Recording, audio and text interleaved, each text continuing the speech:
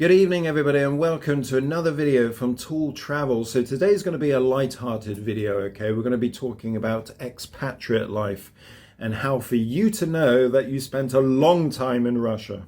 Okay everybody, so this video is primarily aimed at people who have spent time in the former Soviet Union. So you might have spent a bit of time in Belarus, for example, where this is exactly the same for Belarus. You might have spent extended time or have lived in Ukraine, and it's going to be exactly the same, okay? Now, to a slightly lesser extent, this video is also aimed at people who've spent time in other former Soviet Union countries. Okay, everybody, so without further ado, let's get into it. So let's explore how you know you've been in Russia for a long time. Okay, everybody, now back in the West, you had one of those little inoffensive Fiat roller skate cars with very low levels of toxic masculinity. But everybody, after arriving into Russia, you start metamorphosizing into the archetypal alpha male, and then you find the biggest, baddest SUV that you can find. After all, petrol prices are much cheaper in Russia than in the West, and you start to not give a damn about so-called man-made global warming. Now on to our next one, everybody. Back when you were living in the West, when you went out, all you needed was your keys, your wallet, and your phone. But after some time in Russia, everybody, you come around to the idea that you need a man bag, a pussy pack, a fanny pack to carry your documents, your condoms, and your Viagra. Next, everybody, as a man living in Russia, you get used to dating much younger women, and at any age you consider a woman over 25 years old to be a MILF. When you used to bump into an old friend in the street in the West, you might say something like, "Hey, you're looking well. It's great to see you. Give me a call sometime and we'll meet up." But what you're actually thinking is, I hope I never see this guy again. But everybody, in Russia, it's a much more honest encounter. You see a friend that you haven't seen for years in the street, you shake hands without saying anything, and then you walk off. Next up, you get used to going to the Russian sauna and letting random, naked Russian men spank you with willow branches.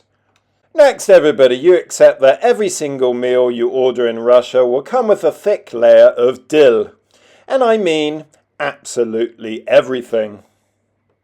And when it comes to the lovely Russian ladies, you adopt a fake it until you make it strategy, because you know, sometimes you just need some Ray-Bans, a leather jacket and an iPhone. Now, after some time in Russia, you start to realize that every single Russian girl loves flowers. And unlike in the West, you can walk down the street holding a bouquet of flowers without being mocked or ridiculed.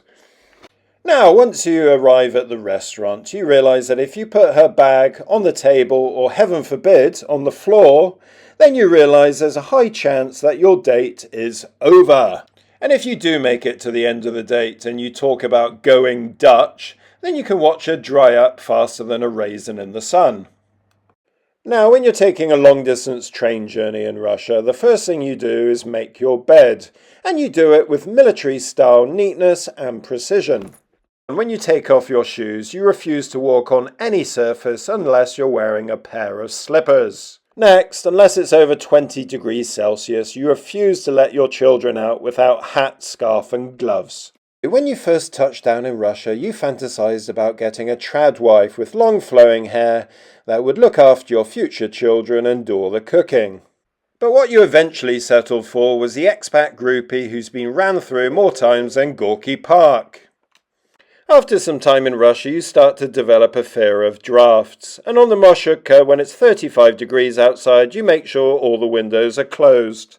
Yet, when it comes to winter time, you decide to jump into some icy water for your health.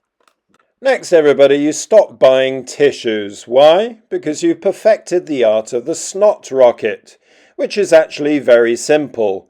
It's snot rocket science. Now, everybody, after some time in Russia, you start to build an enviable collection of girls' phone numbers, so you eventually develop a system to separate all the Marias, Svetlanas and Yulias based on their bodily attributes. Now, you arrived into Russia from the West on the shared values visa, hoping to escape LGBTQ. But once you arrive into St. Petersburg, you realize there's more LGBTQ people there than there is in your city back home. Next, everybody, after many years in Russia, you're still trying to find a way to get on the bus before the babushkas. And you think there should be a new Olympic track and field event called the 10-meter babushka dash. Next everybody, ordering from a waiter in a restaurant which used to take you 2 minutes now takes you 15 minutes due to interrogating the waiter about all the variants and ingredients. You start to think that rules are not for breaking, no matter how petty and stupid they are. If you knock into somebody on the street, you don't apologize unless you've knocked them to the ground. You've done away with the idea of picket fences and now your property looks like a military compound. That's it everybody, thanks very much for watching this video. I hope you found it entertaining. And if you have experience of living in Russia and you think you can add something to the list, then make sure you leave something in the comments, alright? Also everybody, it would really help me out if you could share this video with your friends that would be interested, and also remember to click like and also subscribe so you stay updated on future content. Okay, thanks very much for watching. Bye bye.